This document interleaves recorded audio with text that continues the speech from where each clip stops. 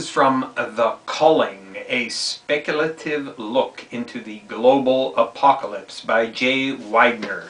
This is in the book Secret and Suppressed 2, Banned Ideas and Hidden History into the 21st Century, edited by Adam Parfrey and Ken Thomas. I highly recommend this book. I just finished it today. There is a plan. It's been operational for decades and possibly for over 100 years.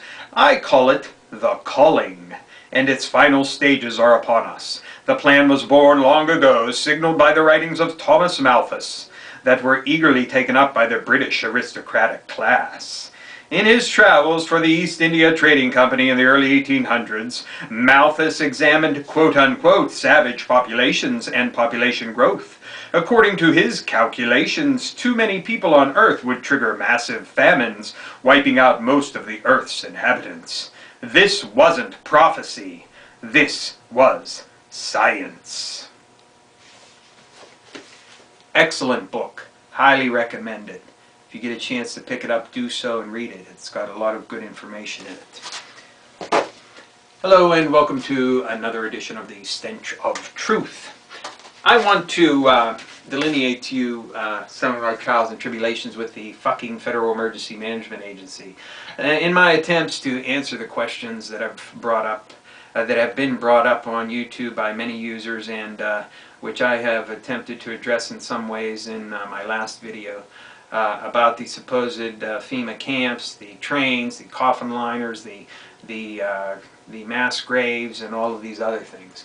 There is a external contact number for the Federal Emergency Management Agency, which I'm going to put in the sidebar. The number is 1-202-646-4600. Again, 1-202-646-4600. You want to select option 2, which gives you puts you in touch with someone who supposedly can answer general questions about the Federal Emergency Management Agency. I called this number several times, and both times I talked to an individual who did not give me their name. They stated that they were unable to help me. They could not answer the questions that I had and acted generally pretty dumbfounded at my questions, which were in regard to the camps and whatnot. They directed me to the operator. I talked to a operator there. It was a woman. She was very nice, but she said, and this is practically a direct quote, she said, in regards to the other number not being able to help me, that she was sick of them passing the buck, and that it was their responsibility to answer the type of questions that I was asking.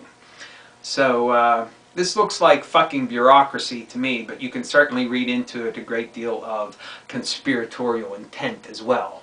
So my initial attempts via phone, unsuccessful.